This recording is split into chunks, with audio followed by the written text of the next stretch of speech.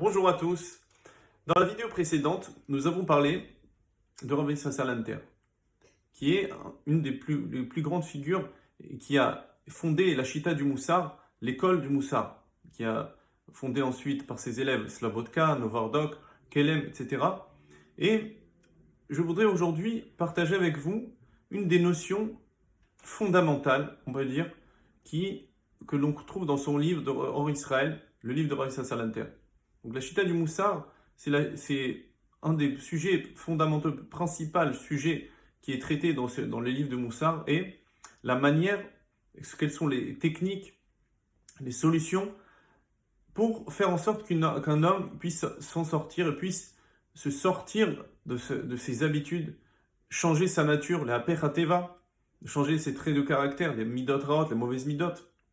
Et le Rav Salanter a donné plusieurs techniques, entre autres la grande solution, l'innovation qu'il a fait, c'était le Moussar Bitpalut. Donc le fait d'étudier des psukim, de le répéter à voix haute, etc. dans les détails. Mais on ne va pas entrer sur ce sujet-là. On va essayer de développer aujourd'hui une notion qui est très importante et qui, bien sûr, si on l'applique dans notre vie, on pourra énormément se développer et réussir à avancer. Et quelle est cette notion-là?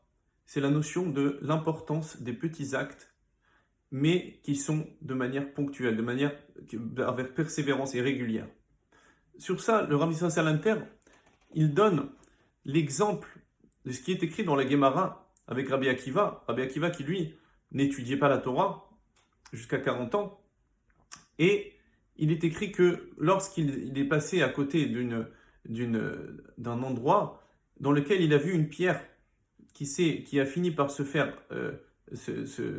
fondre face à quelques petites gouttes qui tombaient de manière régulière sur cette pierre-là.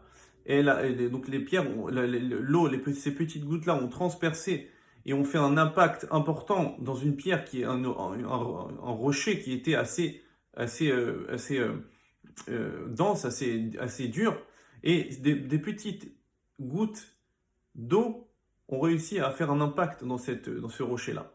Et lorsque Rabbi Akiva a vu ça, il s'est dit, Avanim shachakumaim, de l'eau a réussi à faire un impact dans la roche. Donc à plus forte raison que dans mon cœur, que la Torah va réussir à changer aussi mon cœur qui est peut-être dur comme de la pierre. C'est au sens figuré, ça veut dire qu'une personne peut avoir des mauvais traits de caractère, mauvaise nature, etc. Mais dans la Torah, qui est aussi, on la compare aussi à de l'eau, en tout cas, la Torah va réussir à faire changer la nature de l'homme. Mais ici, sans rentrer dans les détails de l'histoire, il y a ici un détail important avec lequel nous pouvons tirer une très grande leçon de vie et leçon concrète pour notre travail sur nous-mêmes, et la ponctualité. La ponctualité et la persévérance, la régularité de quelque chose, mais même si elle est petite.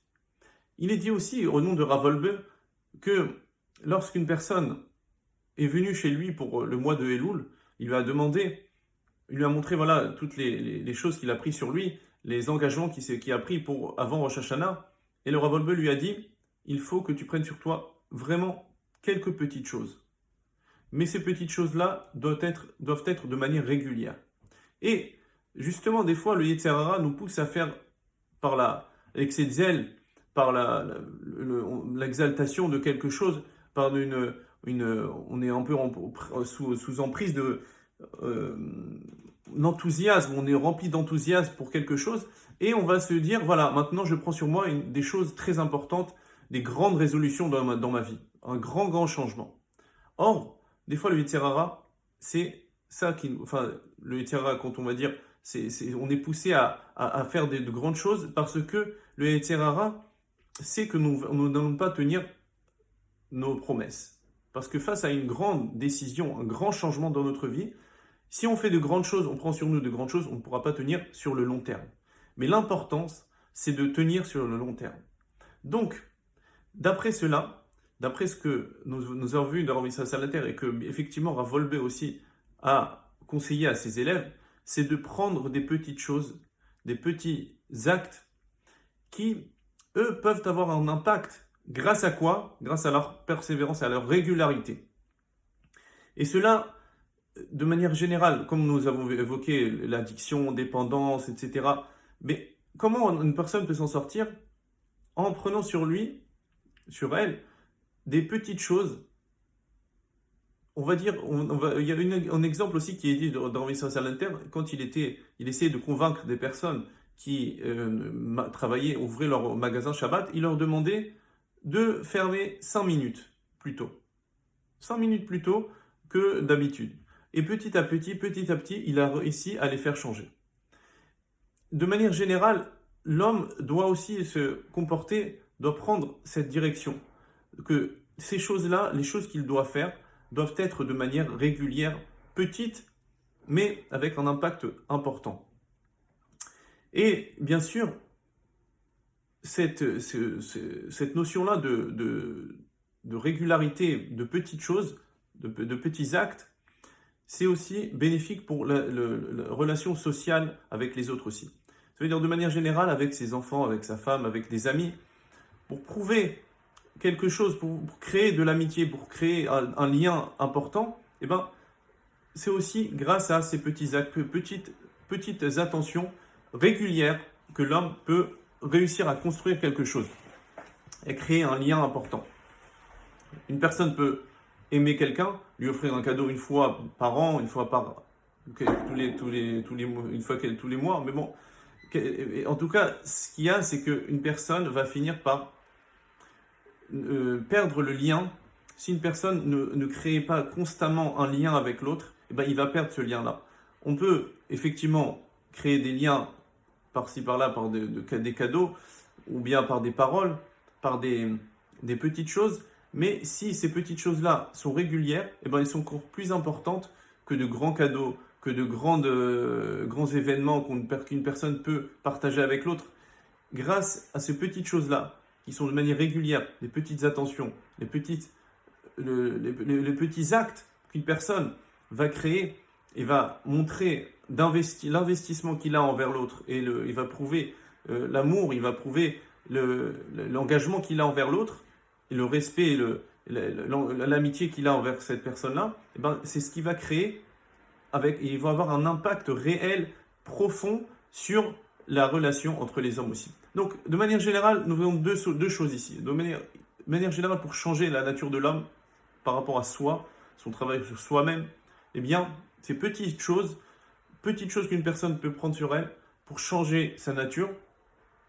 Même par exemple, une personne qui s'énerve, il est écrit aussi dans les Baalei Moussar, une personne qui est colérique, va se dire, voilà, je vais me mettre en colère, mais dans 5 minutes, je me mets en colère. Dans 1 minute, je me mets en colère, pas tout de suite. Et petit à petit, comme ça, une personne va changer. Donc ces petites choses, si de manière régulière, il arrive à les changer, il arrive à s'améliorer sur ces points-là, eh bien, il aura un réel impact sur sa vie, sur son travail, sur soi. Et aussi envers les autres.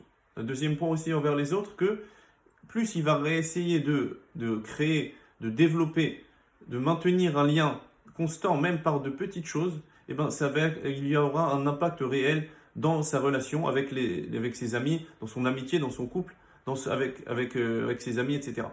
Voilà, donc c'est une notion importante que nous trouvons dans le roi Israël de Rav Israël Salanter et qui est à mettre en action et mettre en œuvre dans notre vie courante. Et voilà, Bezrat Hashem, que on puisse prendre sur nous petit à petit, persévérer et avancer. Bezrat Hashem. Kol Tov.